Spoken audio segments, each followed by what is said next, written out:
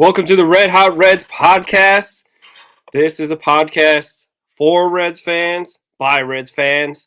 Today we're going to be talking about the Reds farm system, talking about the guys that they had some interesting decisions in the front office this week about, and the future of the Reds. So hopefully we got some good players coming through the ranks, Ricky. Are you ready? Let's go.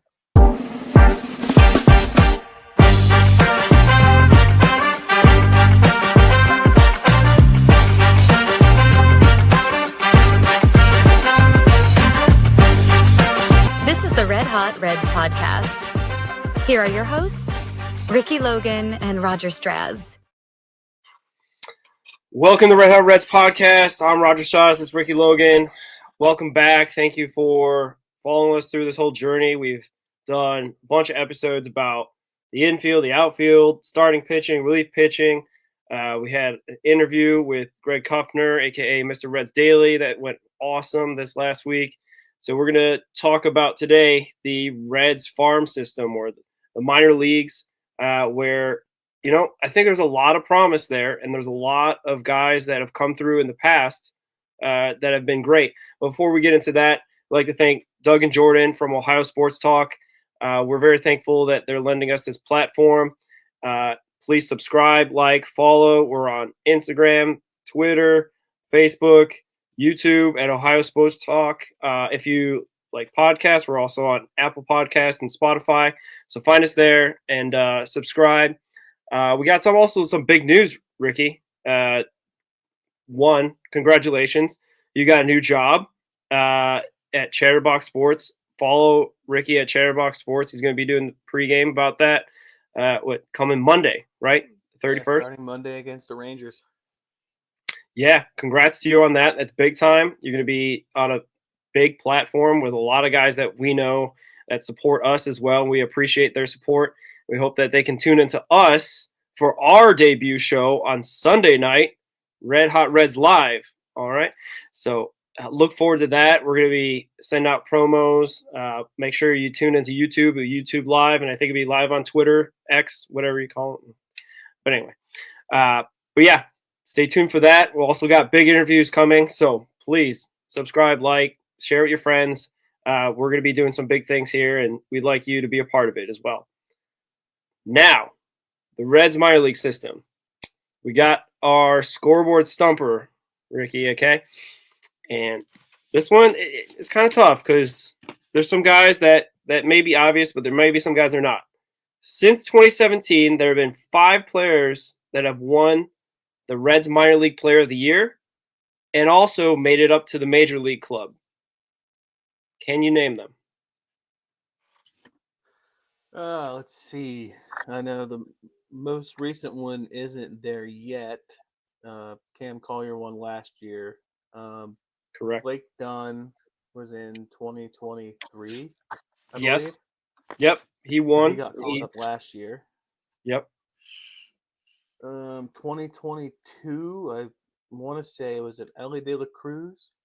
It is Ellie De La Cruz, correct. And then 2021, is it Jose Barrero? It is. It is the Jose Barrero, unfortunately, a current St. Louis Cardinal. Boo. I feel like 2020 was a wash. There wasn't a minor league system or a season, correct? Right.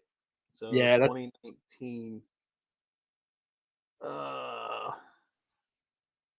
Man, because I'm gonna go out on a limb and say 2019 didn't make it to the major leagues. Yes, he did. Very brief, very hot stint for this one that I got here on my list. He when he came up, he wasn't like Rhys Hines, but he was very similar hot streak as Rhys Hines when he came up. So that hint helps at all. Aquino? Yes. Really? So this is where it gets a little weird because there were like the Reds internal minor league player of the year, and then I think Baseball Writers of America have their own, and like some other publications. But in 2019, the Reds minor league player of the year was Arisis Aquino. And yeah, he had that magical, what was it, like a couple weeks maybe? It was like 14 games or something. I just Okay. remember Tom Brenneman going absolutely bananas. Yeah, so it was a double Reese Hines because Reese Hines only had the Yeah. 1 week. Yeah, all right, that makes sense. And there's one more guy that I have on my list. 2017. Let's see. I think we had some real high hopes for this guy, but unfortunately he couldn't find a position with the big league club. Hopefully that's a Nick solid enough. Senzel. Yes, Nick Senzel, Ah. 2017 minor league player of the year, made it to the ball club. Injuries, no real position, no solid position. Unfortunately, I think he. I don't know if he signed with anybody. He might be out of the game right now, or in a He minor is league system. in Mexico, I believe, right now. Okay, so salute to him. Hopefully, he can make his way back to a big league club. I know he was with the Nationals last year, right? Because he came Yep, to and then Cincinnati last year. He went to the White Sox too, I believe. Oh boy, that's one way to end your career. Yeah, if you can't make it with the White Sox, there must be something wrong. And I'm not trying to be negative towards the Nick Senzel person because I'm sure he's a good dude. I just, Yeah. sometimes you just don't make it, I guess. No, it's tough. Like we were talking about this before the show, and that stat that we heard earlier is that like 23,000 guys have made it to the majors, and that's like less than a third of most stadiums, or less than half of a stadium, and that's from like 1860s. This is like back in just after the Civil War when they started counting, like when the Reds started playing in 1869. You know what I mean? That kind of thing. So that's just crazy to think about. But anyway, transitioning, we are talking about some interesting decisions that the Reds front office has made, and the one that I guess I don't know for us, I feel like it shocked us. It shocked me at least personally. Is on the opening day roster, Stuart Fairchild was designated for assignment, DFA'd, and he was out of options, so he is going to hit the waiver wire and does not have a home. So like basically, I don't know. I felt like he was a sure thing for me to make the 26-man roster. In our 26-man roster episode, we solidly put him in because there was a question mark about Steer, and then the Hayes injury kind of came about. So it seemed like obvious, we want a guy that we know that could hit lefties, that could play decent defense. Like, hey, Stuart Fairchild, pencil him in at least to the 26-man, not necessarily a starter, but how did you find this information? Like, what was your thoughts? What was your reaction when you heard the news? Yeah, I was shocked because it seemed like he was a lock, and it felt like it was going to come down to either Dunn or Hurtubise for the final spot, and it turned out that they both got it, and he got cut. I saw by our friend Greg Reds Daily 4 on Twitter that on the Jim Day podcast that Freddie Benavidez was interviewed by Jim Day, and they had said that there was like a game in spring training where Stu was up 3-0 in the count, and they gave him a take sign, and he swung and popped out. So maybe Terry didn't like him maybe taking it upon himself to do that, with not being that. Maybe if it was like Joey Votto or somebody that did that, you would probably give him a little bit more leeway. Because Stu is a career 224 hitter, and I think that with Dunn and Hurtubise, maybe they're a little bit more coachable compared to Stu, even though he's a better defender. But I don't know. I was shocked. What was your first initial thoughts when you saw that? Yeah, I wasn't sure exactly the story behind it because it felt like a guy that had a 1.0 positive WAR last season, out of a season that a lot of guys were not above replacement. It was really horrid season for some guys, especially outfielders like Fraley. Steer had a decent season. Friedel missed half the year, so like it felt strange to cut a guy that was a bright spot to say the least. You don't want him to obviously play those 94 games as a starter or a main guy in the outfield, which it felt like at points he was. And heck, I remember there was lineups where he was the 3-hole hitter, and I was like, "Oh, this is This is the Reds not having enough guys to get the job done. And it's not to Stuart Fairchild's fault. You know what I mean? Like, he's doing the best he can with his abilities. And I felt like that role of him being the fifth outfielder, fourth outfielder, you know what I mean, is perfect for him. And at worst, if he does get out to a hitting below 100 type of start or hitting 150, you know, and not necessarily providing, you know, pitch hitting or you know, any pinch running opportunities as well off the bench, like, okay, for sure, maybe that's the time to DFA him. But if that story is true from the Jim Day podcast, it's kind of, I don't know, it's kind of interesting that it came out of Freddie Benavidez' mouth as opposed to, you know, our main manager. Like, Tito seems like a guy that wouldn't hide that information, right? Like, he's the guy that will say the thing. He's not going to shy away from it just because he doesn't want to get bad press. Like, he's got the stature and the, you know, and the resume, frankly, to just like own it. If that is the case, it's kind of, that's why I guess I have an issue with that being the story a little bit, is that it points to a different thing of like, okay, Tito's going to come in and be the law and order guy. He's going to be the guy that makes everybody be accountable, right? Because previously David Bell is the guy that wasn't. He was the guy that let the kids play. He let them steal, you know, had the green light for stealing bases whenever, whatever, right? But if it is true that Fairchild, you know, blew the sign, swung on 3-0, popped out, and is being held accountable for that, okay, then let's see that be the case going forward. And I guess I'd like to see that, you know, Tito backs up that story. I don't, you know what I mean? Like, I guess that, you know, Freddie was maybe the guest for the Jim Day podcast at the time, so maybe that's it. But I feel like the Cincinnati media probably should be asking these questions, if anything, right?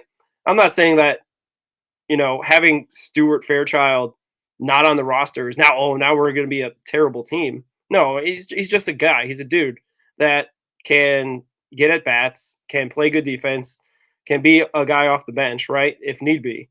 But I don't know. I guess I'm getting to a point, like, even though that they did DFA him, I guess there is still a possibility that he clears waivers and could end up back in Cincinnati anyway. So this might be a big nothing burger, but at least at the moment, it feels kind of strange. You know what I mean? Like, I guess to answer your question completely, to have him DFA'd at this point and it to be kind of a whispered answer of like, oh, it's because he, you know, I have not heard that Stuart Fairchild is uncoachable in the past, right?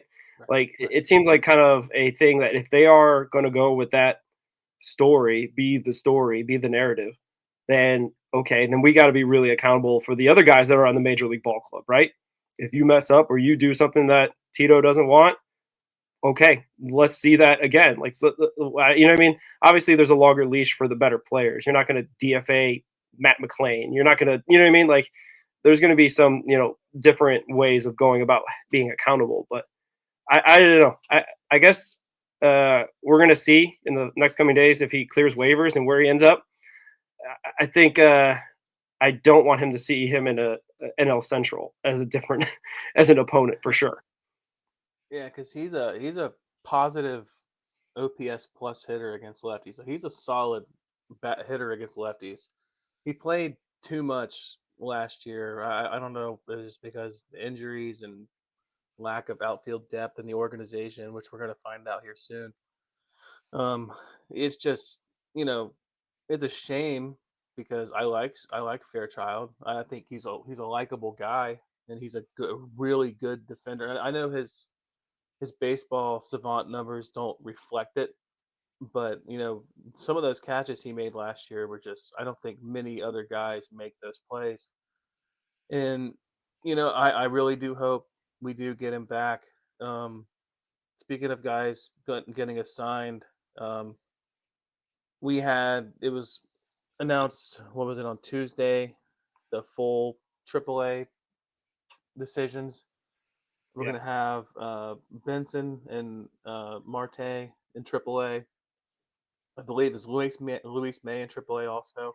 Yep, he is. And Connor Phillips. So is there any of those guys that you're really high on, you're really looking forward to seeing, and who do you think maybe, you know, do they get called up sooner than later, or what do you think? Well, heck, we picked a heck of a day to start talking about the AAA guys because Louisville playing their opening day was today for Louisville. Beautiful day for them to do that. Not that opening day yesterday was terrible, but it's a lot warmer today. So they had a great opening day, and the bats, if you know what I mean, were alive. So like Benson was the 3-hitter and Marte the 4-hitter, and in the first inning, Benson just killed a home run, and then Marte followed up with just a scorching double right off the bat. And even if that was the end of their night, it to me showed that they want to get back. They're not in AAA to play there the whole season or half a season or whatever, right?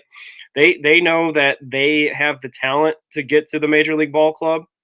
And then you add Reese Hines. I think he had a pretty good day today. Like you add that to like our Major League Ball Club. I think it only raises our ceiling. You know what I mean? Like I definitely understand why, especially those two, Benson and Marte, were assigned. And we've detailed it in past episodes. They have holes in their game. They have issues to sort out. And you don't do that at the Major League Ball Club, right? Like that you don't work out your problems when you got Justin Verlander and Logan Webb that are coming up in the pitching. You know what I mean? You do that against the 4A guys, and then you make your name. You make the organization say, "Hey, okay, you know what? You're right. We need to call you up now. We need to make you a part of the big league club." And that's kind of like hopefully what we're going to see a whole lot of at Louisville. Obviously, we're going to be doing recap shows on Sunday, so we're definitely going to be covering these type of stuff as well, like recapping how the week went for the bats, how it went in Chattanooga, how it went in Dayton, how those guys are looking. You know what I mean? It's going to be great, I think, to cover these guys in depth. I think I'm really excited, to see some guys at Dayton because I live not too far from Dayton. I'd love to hopefully get up there before those guys hopefully get promoted to Chattanooga, for example. But for sure, the first guy to get called up, that's a good question. I'm kind of 0 for 1. I put out there that Cooper Bowman was going to be the guy, and he quickly got sent back to athletics or Sacramento or Las Vegas or whatever they're calling themselves out there. But like that's not. I don't know if I want to put anything else out there. I'd like to think that Benson and Marte will be called up soon, at the very least. If not, a guy like who else had? I mean, like Chase Petty could be the first guy up as well if Spires doesn't do well or Abbott are not doing well. Like I could see that for sure. Or once Rhett Lauder hopefully gets back from his injury, and any of those four would be the guys I'd love to see up in Cincinnati. But yeah, I don't know. I'm kind of afraid of my Cooper Bowman take that if I pick one guy, he's going to get DFA'd, and I'm never going to be able to make predictions on this show again. But for you, Ricky, who do you see? Who do you like? We obviously got game 1 of the Big League Ball Club in, and game 1 of Louisville is being finished right now. What are you liking at AAA, and who do you think will be one of the first guys called up? Yeah, so 3 minutes ago, Louisville just finalized. They won 9-4. Edwin Rios homered, Tyler Callahan homered, Benson homered, and Reese Hines homered also. I wouldn't be surprised for like outfielders if Reese Hines got called up before Benson. I'm not, I'm not gonna like sell stock in it, but it's just something about the way he played when he got called up last year, and he wasn't just hitting home runs; he was hitting the ball hard. He's not a terrible defender, and he could kind of fill that role of what Fairchild was, but be more of a power hitter. And I don't know, he's got a strong arm, and I just think Hines has, I don't think Hurtubise and or Dunn are long-term solutions. I think they're not bad players by any means, but I don't know how they fill the roster as like an everyday player, because Fraley's a question mark, staying healthy, and Hayes right now being on the IL. Our outfield is just in shambles. So I think Hines might be first, and then depending on how Candelario plays at third defensively, and if Marte can really pick it up, I think he could be the next one called up. Because I think with Marte, I think it's a lot of confidence, and I think playing AAA, playing against guys that are hungry and not just because they say the Mexican League players are they're a step below AAA, and he really struggled this past winter, and I think playing against guys that you're AAA, you're one step away from the majors. You're one phone call away. So I think him becoming hungry again and really wanting to be there and being, low key being punished for, struggling. And I think Marte could be second. And I wouldn't be surprised if he was the first, just because I'm not 100% in love with my Resigns take. But Marte, and then if Benson, if he can get better contact, like outside of middle balls, he's got. I mean, he's got excellent power. He's fast. He's probably got the strongest arm in the outfield, other than Hayes. So I like Benson's defense, but yeah, I think Marte. If I really had to sell one, I think Marte would probably be the first one called up. Yeah, for sure. And Reese Hines, if he kind of cuts down his strikeout rate, I think he'd be definitely a bigger asset to be called up as well, because he did have that magical week when he got called up, but he's has a hole in his swing, and that's also another thing I think that we got to really keep in mind with these guys is also they're super young. Like Greg talked about it when we interviewed him, that Marte got pushed through the system real quick in 2023 because all the guys that got called up ahead of him, and he was in AAA for less than like a month and was hitting the cover off the ball. Yeah, and then he ended up coming to the Major League Ball Club and having that hitting streak, and all of a sudden, like, oh, if he does anything less than that, then he's a failure. But he's not. He's 21, 22, right? Like, so he's got a lot of baseball left in him. Like we talked about also earlier, he's working on his defense as well. So if AAA could be what it's supposed to be, the place where you get yourself ready for the majors, and he can do those things, yeah, Marte definitely. I'd love to see him be the first guy. That means that he's ready. You know what I mean? Like, because the infield's already kind of stacked for the Reds. So if you're calling up Marte, it's not because, okay, maybe there's an injury or maybe there's some sort of, Candelario's not playing too well or something like that, or Lux is not playing too well. But like the infield's pretty stacked. So if Marte's coming up, it means he's ready and he's going to contribute. He's not coming up because, oh, we just need a body. You know what I mean? So hopefully that will come to fruition on that. But outside of those guys in AAA, is there any other guys you're looking at to profile at this point? I think Lyon Richardson, he's a guy that I like for sure, but he's a company guy that will always be there. Is there any other guys that you're looking at AAA to maybe be a contributor down the line? Yeah, I think I'm going to go double barrel. I'm going to say Maxwell and May will be called up. I'd say, ironically, around May. I just think they're too good, And like with May, his problem is just command. If he can get better command of the zone, he's our closer.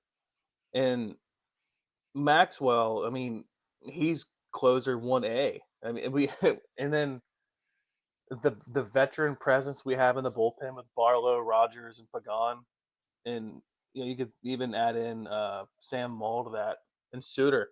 I mean, we have such a veteran heavy bullpen that having that youth infusion of those two in there could really be a dangerous dynamic, because I mean they both throw 102, like they're, and then with Maxwell, his presence, just doing that was awesome. Spring training, and just see him do that, and the dream scenario is hearing him come out to pour some sugar on me. Just that would be yeah, that would be the most epic. But yeah, I think Maxwell and May for sure would probably be one of the first. Could be honestly the first two called up out of all of them. Wow. Yeah, I'd love to see that. Especially, I don't know if you heard Ricky. We kind of have a closer problem up at the Major League Ball Club. Yeah. So, like, if those two guys could be grouped, Yeah, those two guys could be groomed into it. May obviously has this stuff, and Maxwell definitely has this stuff too. And I think he was adding another pitch, like a curveball or something as well. So that's beautiful if he could work on that at AAA and be ready, hopefully sometime soon. With both of those guys being so young, I feel like May sounds early, so I don't know unless it's disaster like Alexis Diaz is done. His injury is extensive. You know what I mean? Or they keep throwing out Jabot or somebody else that's not getting the job done. You know what I mean? So I'd like to think that maybe, June, July, maybe after the All-Star break would be great to debut those guys just personally. Cause I mean, at least for May, I didn't even remember May was at Chattanooga. Like I saw him at Dayton and then he was at Chattanooga and then all of a sudden, boom, he's now with the AAA club. So like, I don't want to say he's like being pushed through like Marte, but maybe a little bit more patience. You know what I mean? We do have guys that we've profiled as well in the bullpen episode about like we got guys that have done the closer role, right? Barlow, Taylor Rogers. Like, I'd love for May to be the guy or Maxwell to be the guy, but we're probably going back to this trope. 2026. How about that? Rolaids relief man. 2026. Luis May or Maxwell for that. Yeah, so. Like you could see a bullpen with Ashcraft, May, Maxwell, May, Pagan, Ashcraft, and like Taylor Rogers if he comes back. Like that's a formidable bullpen for sure. No Ian Jabot? I don't think so. We're going to talk about that on our live session. I got some stuff to talk about that on Sunday about the Ian Jabot decision and whatnot. Obviously, I think all of Cincinnati has takes about Tito's decision, about the Reds' overall opening day stuff, but we'll recap that on Sunday and hopefully have 2 more wins on Sunday when we talk about that. So that will hopefully subside the hungry Reds Facebook about cutting Jabot and firing Tito, what have you. But yeah, I saw on Twitter people were wanting him deported.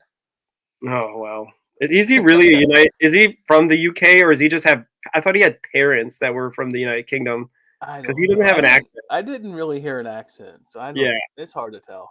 This is like how there's guys that like play for the Netherlands Antilles and like they have like no connection to that except for their great grandparents. I think Marte's like that. Marte wanted to play one of those European World Baseball Classic teams, and he declined to play over here again, like to focus on spring training. Oh, okay. Yeah, I think I remember seeing that. Yeah, that makes sense. And I think he got applauded because the Reds fans are probably like, selfish and don't want him to get injured somewhere else. But but anyway, World Baseball Classic 2026. It's my favorite year so far. So this is podcast experience. So I look forward to that. We could do some shows about that for sure. But yeah, now with AAA covered, AA Chattanooga is kind of a interesting set of players. I don't know if they've officially assigned the rosters for AA, but I've been going off of Fangraphs and they've been predicting the guys that will be there. A couple of guys that were with Dayton last year, and guys that are I think super promising, at least on the aspect of like the infield. What are you looking forward to with the AA ball club? Who's a guy to watch? Yeah, I think Sal Stewart is projected to start in AA, and I wouldn't. He's a guy that could be major league team this year. What with the top 10 prospects? I think what's he number 3 right now? I believe. Petty, Louder, or Burns, Louder, and then Stewart. Right? Yeah, Cam Collier is in there too, I think, but he's injured. So 4th. Yeah. But yeah, he looked major league ready in spring training. He was, doing what he does. He doesn't strike out. He doesn't hit a lot of home runs, but he's got really good gap power both ways, and his splits are incredible. He's a good hitter. And if you got a guy like Manny Machado sticking his neck out for you, saying that you're him, you're him. So I wouldn't he's not going to be in Double A long. He's going to be in Louisville within 2 months. I wouldn't be surprised. And then as far as anybody other than him, Dominic Patelli's a sleeper for me. He's he's not great at anything, but he's good at a lot of things, and he's a good slap hitter. He doesn't have a lot of power. I think he was drafted in 23 out of Miami in Florida, and he jumped up. I want to say he jumped up from my notes. He jumped up from rookie ball to Chattanooga pretty quickly. It was only a total of 113 games. So he's been kind of fast tracked. He's good speed. He had 43 stolen bases last year. He had 253. So he is a shortstop, but I wouldn't be surprised to see him move to the outfield if they're wanting him to get moved up, because Reds love drafting shortstops and moving them around. Yeah. And then my pipe dream guy is Austin Hendrick, man. I just I won't sell my stock until the day he's cut. He had drafted 12th overall, and I remember the Reds hype videos when they drafted him. They were posting him just launching home runs, and I'm like, we finally have a power hitting outfielder again. His swing profile looked like Bryce Harper. I thought we got our guy. And he is a career 203 hitter. So, yeah. And that's in almost 1,500 at-bats. Yikes. Yeah. But he's still plugging away down at Double A. So, power to him. Like, we talked about this pre-show. Like, baseball is the hardest sport to break through because you get drafted probably out of high school, sometimes JUCO. Sometimes you play all 4 years or 3 or 4 years like Burns and Lauder did at Wake Forest. And sometimes there's guys that come up right away, Skeens and Lauder are in the same draft class, and they've both been in the majors. So, like, there is some situations like that, but there are some guys that they kind of drift and hopefully can find their footing one way or another. A couple guys that I was looking at for the Double A, they project, I think, Edwin Arroyo to play at Double A this year, and he missed all last year at injury. Unfortunately, in 23, he did pretty well with 13 home runs and 60 RBIs. So that's a guy I want to keep an eye on because I think he had a pretty decent spring. But, coming off an injury for a long time like McLean, you kind of just want him to have a solid year. You don't want him to blow you away because baseball is also very hard because it's like, you get injured for a long stretch of time and you try to get back into it. It's probably even more difficult than, just anything else because speed of the ball and being able to pick up on guys' pitches. Like if you're rehabbing, you're not able to do that kind of stuff depending on the injury. But anyway, I really am high about him. Again, another shortstop, like you said, that the Reds love to draft. So hopefully he's got a solid year in Chattanooga coming this way, and maybe a call up if things go his way and some of the AAA guys get called up to the big league roster. So we'll see what opportunities are there. And then also Carlos Jorge, another guy that's super young, just like Sal Stewart, 21 years old.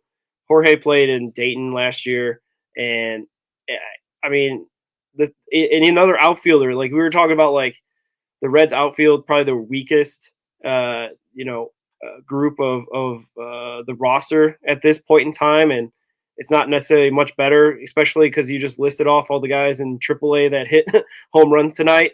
And if I remember yesterday, they did not hit any home runs, and the outfield really didn't do too much by way of helping the game, in one way or another. But anyway, that's just one game sample. Obviously, we're not going to overreact or nothing like that. But it stands to reason that there's going to be opportunities for some of these guys in the minors that are outfielders to come up. Hines, for example, Benson, and, down the road, Jorge, Hector Rodriguez, those kind of guys. Like, if we could hopefully keep it coming, they're still young.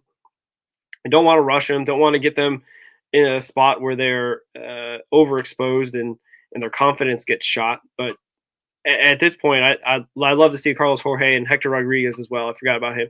Have some solid seasons down in Double A, and maybe get called up to Triple A club later in the year. Yeah, for sure. I think like I love South Stewart's game. I think I I kind of underestimated him just because of the injuries he had, and they weren't like major injuries. They were just he just wasn't playing. I just we got Cam Collier and South Stewart in the same draft, and like I said before, I think I said in like our first episode, the Reds infield in 2 years could have Cam Collier, South Stewart, Christian Encarnacion Strand, Ellie De La Cruz, and Matt McLean. Like that is a legit infield, and especially if Ellie can become the guy that we think he can be, and McLean can be the guy that we pretty much know he's going to be. It's just he's got to stay healthy. And then if Encarnacion Strand can become that power hitter, like that's a lineup that reminds me of the Braves. That you have such a variety of players. Like CES could be that Matt Matt Olson, and then like Ellie could be the shortstop version of Ronald Acuna.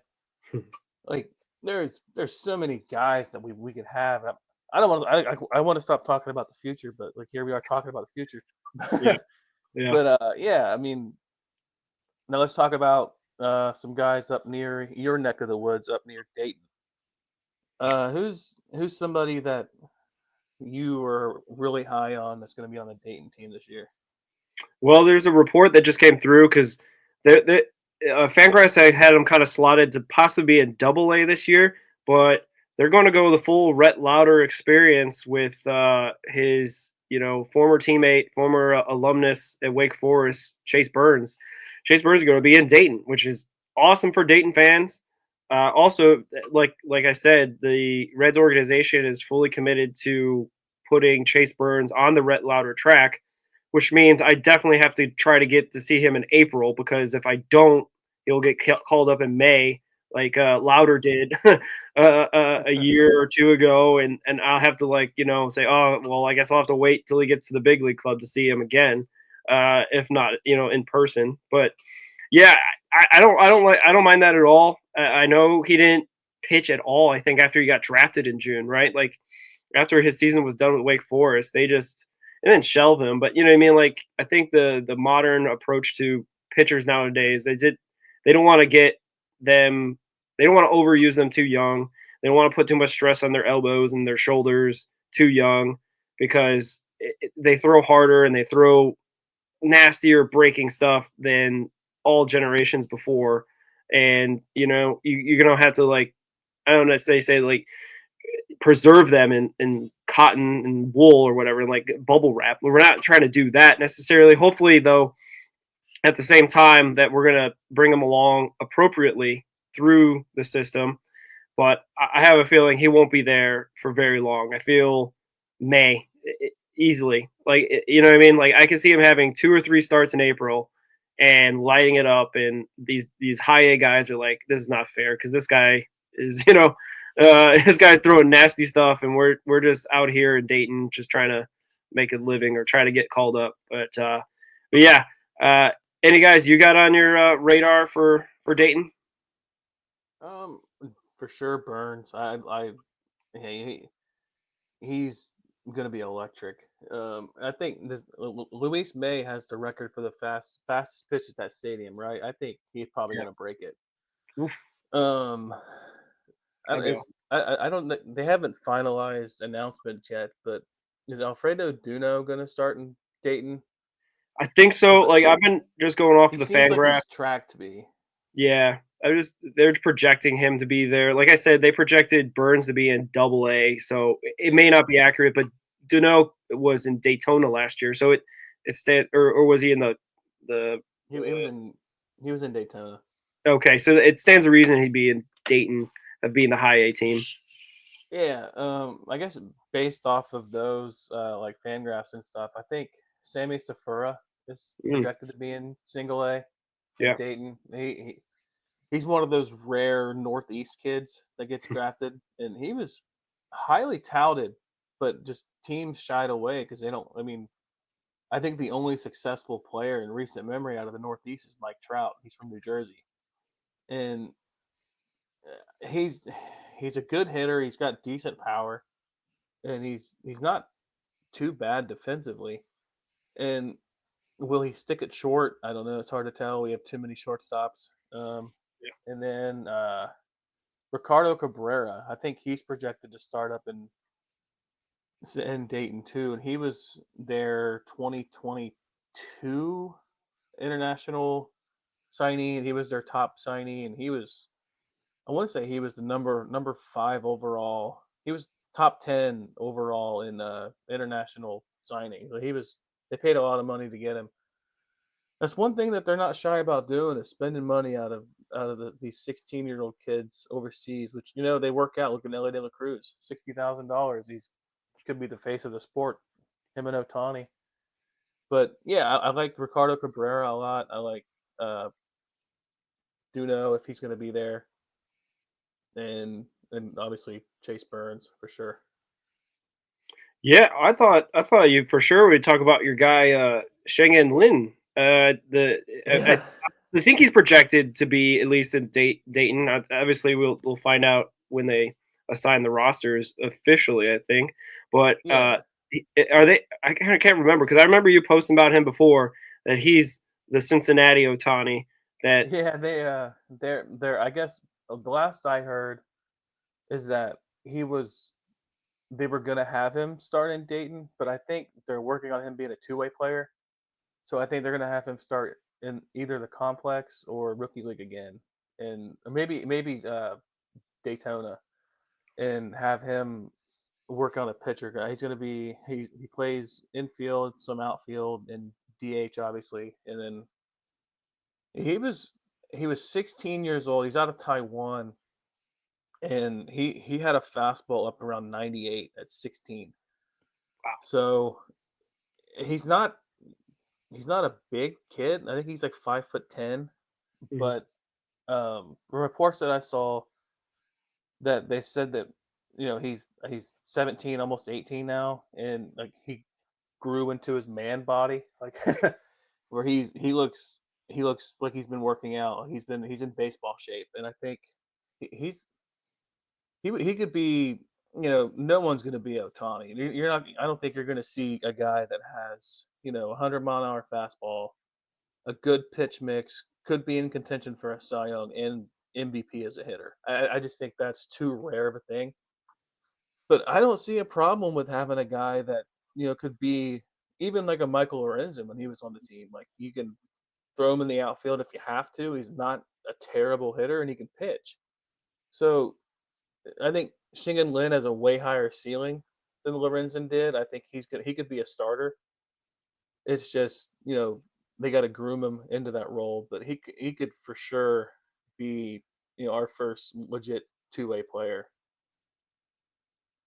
Yeah, for sure. Didn't Lorenzen, he started off as an outfield and then transitioned to pitching, right? Like, it wasn't like that. That was never the plan to do both, right? Unless I'm remembering it incorrectly. But yeah, like Lorenzen's a good example of I think, at least in the market that we're in Cincinnati, it's not perennial contender.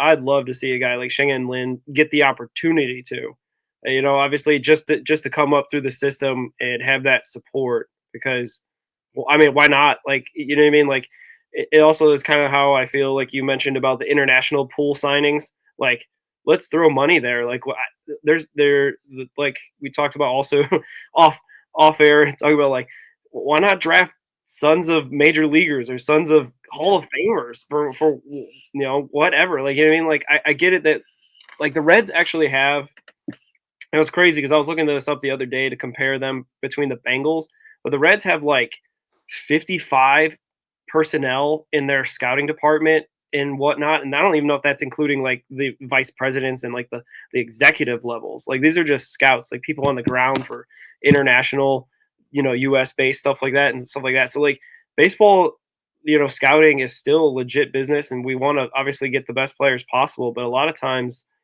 more times than not, players don't get to the major league level. I don't know exact stats of the fail rate, but like it's tough to get to the major league ball club. But if you're a market like Cincinnati, like we should be taking not necessarily wild swings, but you know what I mean, like swings of international players that could get here and become the Ellie De La Cruzes, right? Or the Martes. Obviously, got him in a trade, but like players like that that come from overseas that can definitely. I mean, they'd probably love to play alongside Marte and Ellie De La Cruz, right?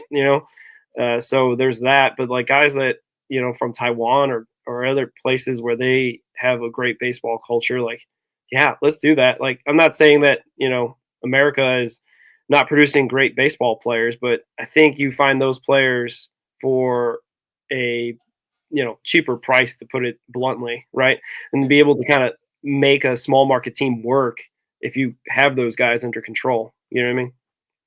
Yeah, it seems like the biggest hotbeds to get those kind of players is out of the Dominican Republic, Venezuela, and Japan.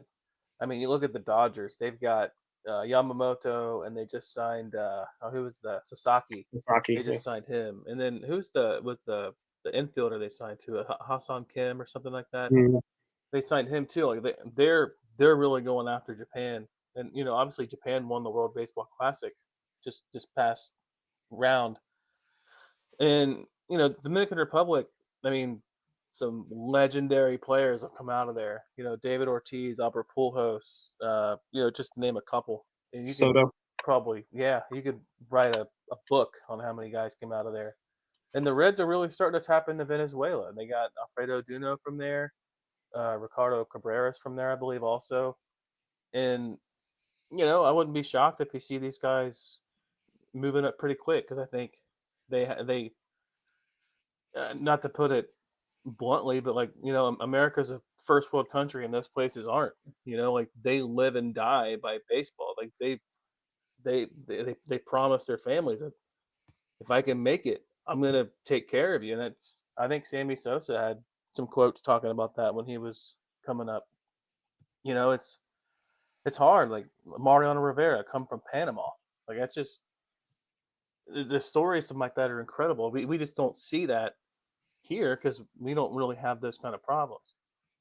But yeah, I mean, is there anybody, I guess, outside of the three main teams, and it can be anybody. It could be Daytona, the Dominican League. Is there anybody that you have an eye on that like could be like a I don't want to say major leaguer in the next 5 years, but like could be like a top prospect or anything? Because I have one. You got one. Well, I think we have to at least mention Cam Collier. We talked about him a little bit, but he's injured at the moment. Not hopefully anything major. I think they maybe said May or April coming back. 4 to 6 weeks, I think. Yeah, so it's nothing crazy, but we should mention him. The 2024 Reds Minor League Player of the Year, the All-Star Game Futures MVP. So I mean, we need to probably talk about him a little bit because he's got the goods. He's definitely going to be a major leaguer sooner than later. But unfortunately, his spring is not starting great. But same thing happened to Ellie in 2023. He got an injury and didn't get called up till June. So like, I'm not saying he's going to come up in June and be Ellie, but he definitely has the ability and looks like he's got the talent to shock the world. He showed it on the All-Star stage, you know what I mean, in last year in 2024. So like, why not with him? Unfortunately, again, he's another guy that plays infield that's going to be crowded unless, some things break his way. I don't. I guess I'd like to see him come up later in the year because that would be an indication that Ellie and McLean and Candyman and CES are doing well. You know what I mean, or at least are healthy and producing. But if they do need some inject of energy or inject of some hitting, I mean, Cam Collier seems to be that guy. Yeah, we sleep on Cam a little bit just because, like, he started out last year on fire. I think, what do you have, 7 home runs in April? Like, he was great. And he kind of fell off a little bit in May and a little bit more in June, but he really caught on again later in the season. I think with him, I'd like to see him. He plays third and first. I'd like to see him more at first, and then just because my dream lineup is having him at first with Encarnacion Strand just full-time DH. And I hate saying that because, Encarnacion Strand could be, and I've heard Charlie Goldsmith talk about this a lot, he could be an elite first baseman. Like he said, he could be in contention for Gold Gloves. That's how high Charlie Goldsmith is on him.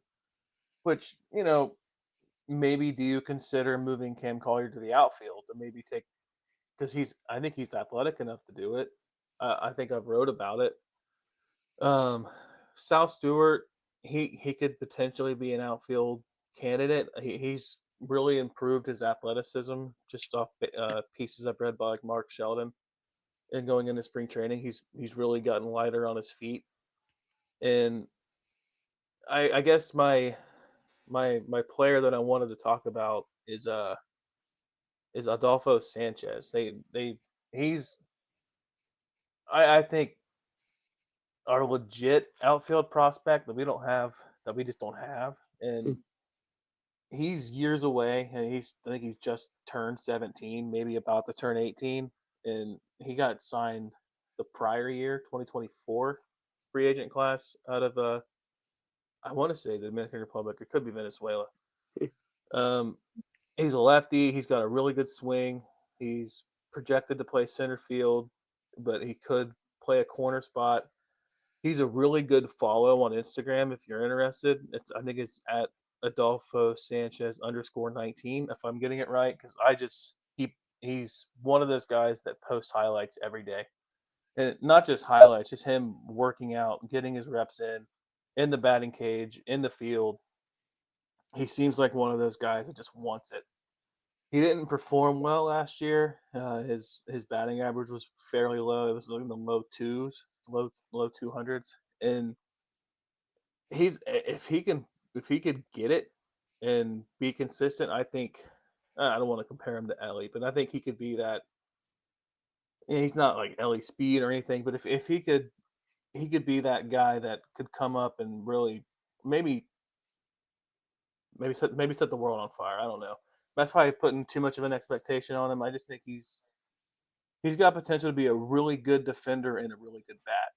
And I think MLB.com, he's in their top 15 prospects, I think. And he just puts in the work, and he's a really good follow if you're interested in that kind of stuff. Yeah, for sure. And you mentioned him, Sanchez being super young, being 16, 17 years old. That also reminded me, because you were talking about how players are coming from different parts of the world and they're coming to America to play baseball. But one thing I want to shout out in another Mark Sheldon article is that it started in 2019. The Cincinnati Reds high school program has graduated 35 current and former players, and it's done with a partnership of International High School that offers Spanish-speaking adult online education classes that include history, math, chemistry, physics. And they just had their graduation day a couple days ago, right before the end of spring training. And I think I want to shout out to the Reds. I think the Reds are a great organization. At least they might not win on the field, and they might not make the decisions you always want them to in the front office, but I feel like they treat their players with a level of respect and encourage them to be, more than just baseball players, at least in this example especially. And I want to, I guess, shout out the Reds organization and Jeremy Farrell, which is I think the minor league director. So like for sure, like the Reds are definitely trying to do right by these kids that they do bring in from Venezuela, Dominican, hopefully a future, big leaguer in Taiwan coming our way as well. Yeah, and I think that's one thing, the Castellini family might not be the most likable ownership group, but I think they do a lot of things right when it comes to the community, and that's a real testament to maybe just the way they are. It's a shame that maybe them being not the richest ownership group, maybe they have more of a heart, I guess. And I think didn't Cincinnati really come up with the Heart and Hustle Award?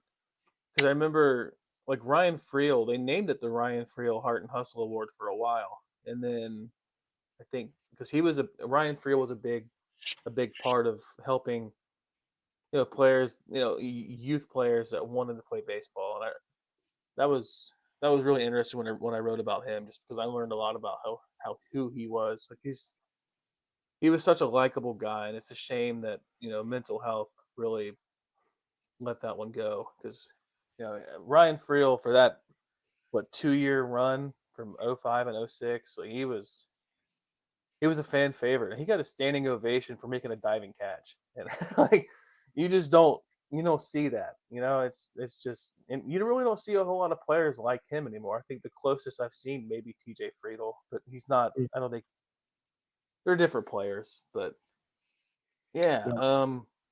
I guess going back to our regularly scheduled program here, Yeah, I know. we got players that are out of options. We just saw the nasty blow up from Ian Jabot yesterday, or I guess Thursday, at the time of recording this.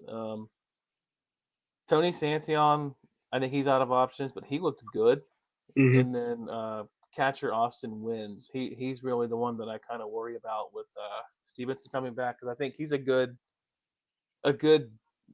He would be a good backup catcher if we didn't have Trevino. So, like, is there a move you want to make? Is there somebody that, regardless of options, you want to move them? Like, what? I guess, do you want to get rid of Jabot? Like, how you feeling? Yeah, I think we'll touch on this. Like I said earlier, we're touching a lot more on my takes on Jabot and what happened on opening day for sure. And hopefully he'll get some redemption this coming weekend. Hopefully not in the closer spot again, but Tito gets paid a lot more money to make decisions than we do, so we'll see what comes of it. But at this point, I don't know. Like the Injabo thing, like we both touched on it with our bullpen episode that 2023 he was the most used guy, 71 games. 2024 had injury and spring training or whatnot. Missed the whole season for the most part. Came back, I think, in the minors for a little bit. Maybe could have got called up, didn't. Doesn't matter. He's ready for 2025, and I think I saw that he was like the most used pitcher in spring training. So there may be some sort of theory out there that they're trying to see what they got with him. You know what I mean? Like missing all of last year, they might not know. Obviously, you don't want that necessarily to be in the closer spot, but I don't see a DFA right now for him. And honestly, and I think I possibly could say this the same for Wins. Even if both those guys do get DFA'd, there is a possibility they both clear waivers and just sign minor league contracts again with the Reds. So, we kind of also said that about Fairchild as well. But I think Fairchild, I think someone might actually pick him up. They might see the value in his left-handed hitting and be a fifth outfielder somewhere, because even though our outfield may be bad, comparatively, there are probably some other teams that would see value in Fairchild and pick him up for sure. But I guess the most I would worry about is Wins. I don't know how you'd keep him on the major league roster unless something happens to Trevino, or there's no way I don't think modern day 26-man rosters do 3 catchers anymore. So I don't know. It'd be difficult. I want to say like Banfield had an okay day down in Louisville tonight. So, there might not be a spot for Wins. We'll have to see what he has when he's able to play. But we obviously would rather have Stevenson and Trevino in an ideal situation. So, unfortunately, he might be the odd man out, and he might be looking for a new home fairly soon. Whenever they hopefully get Stevenson back, I think unfortunately that may be the end of the road for Austin Wins. But who are you most concerned about, or have some sort of kinship with that you'd be sad to see him go?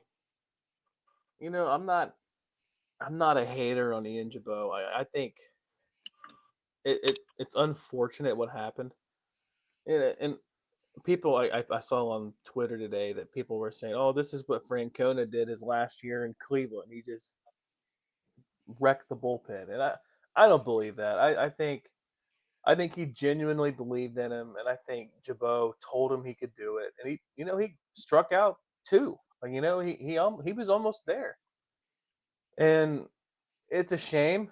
I think he would probably be the second guy that would be concerned about. I think, like what you said, I think Austin Wynns is probably the most obvious candidate, but oblique injuries are really hard to judge to know when you're better. Because if I remember right, didn't McLean's injury in 23 was an oblique, and then it never fixed, and then it turned into a shoulder. So obviously different positions, different frame types, different whatever.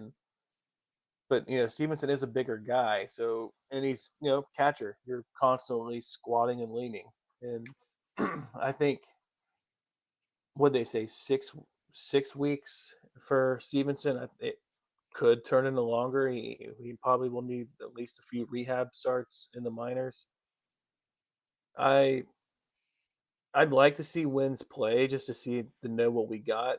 I'd hate for him to be a guy just to be a filler spot, but obviously you do need a backup catcher. But yeah, I think Austin Wins would probably be the first, odd man out. Yeah, and there were some publications and some places that were talking about the strain of getting out of the catcher stance to throw down to second is something that's going to put a lot of strain on your oblique. It might have been Jordan from Ohio Sports Talk. So, yeah, Steven's going to have to be nearly 100% right if he wants to catch again, unless they're going to do some sort of weird thing like they've been doing with Spencer Steer, where they know he's not 100%, but they're going to throw him out there at DH. But to be honest, the small game sample size, I was kind of concerned that they're throwing Steer out there against probably better judgment, because he did his at-bats he didn't hit the ball hard. He struck out a couple times. So it was kind of not a great start. Obviously you want him in the lineup any way you can get him sometimes, but I don't know. It's a bit kind of Jake Fraley-esque situation where at the end of 2023, they're just throwing Jake Fraley out there. And we've kind of seen what happened in 2024, and hopefully not in 2025, like a diminished version of Jake Fraley, but hopefully definitely not a diminished version of Spencer Steer, because that'd be very concerning for the ball club. Yeah, and in 2023, when Stevenson was coming back from injury from 2022, they had him playing first a lot. And they actually carried three catchers a lot in 2023. They had him, Casale, and Luke Maley. Yeah. Some would say they carried no catchers that year with Stevenson not playing behind the plate. But yeah, I just think I think Wins. I want to see him play. I just want to see what he's got. But man, was it a breath of fresh air to see some good framing? Yeah, man, it was great. It was good. I really like Trevino out there. I know Reds Daily Forward Greg wasn't too high on his hitting, but I think the Reds have to make some decisions like that where they can favor a better defensive player over a lesser defensive player just because we want to potentially get 2 or 3 better at bats out of them. But I don't know. It's not like we're trading Trevino for Mike Piazza. You know what I mean? I'm not trying to say Stevenson's a bad player or Wins is a bad hitter or anything like that, but you know what I mean? There's got in a smaller market where we can't just buy out of mistakes or buy out of injuries. There's going to be, some guys that are going to have holes in their swing, but hopefully we can have better defense. That's talk about the most frustrating thing the last couple seasons or just decades. It's just not having, the ability to have, a good defense behind, some good pitching to just, take runs away. I don't know.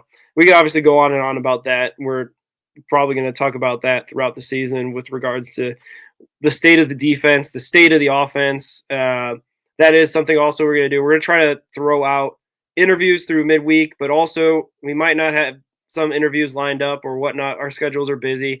Ricky's got kids. I got kids. He's coaching T-ball. We got all sorts of stuff going on. But we may just have some check-ins midweek, State of the Union, if you will, for Red Hot Reds. And we'll go live as well for those episodes as well. So, Ricky, got anything before we sign off? Yeah, I was just thinking maybe this is just thinking out loud in the moment. Maybe we could do some just maybe go live for a scoreboard stumper, get the chat involved with it. Maybe that'd be a cool thing to do. Still Yeah, looking for a sponsor. So if anybody wants to sponsor the scoreboard stumper, we're open. please. Yes. redhotredspod@gmail.com, right? Is our email address. If you want to send us anything, we're going to try to get you a sponsor, anything like some interesting content, at least to say the least, coming up. Because if anything, Ricky, 2025 is going to be an interesting year to follow the Reds. They're going to have their ups. They're going to have their downs. Hopefully a lot more ups than downs. But we're glad that you're here. Please subscribe. Please follow Ohio Sports Talk, Red Hot Reds Pod. And next time we see you, I think we'll be live. We'll be live. Let's go Reds. Let's go Reds. Thank you for watching the Red Hot Reds podcast, presented to you by Ohio Sports Talk.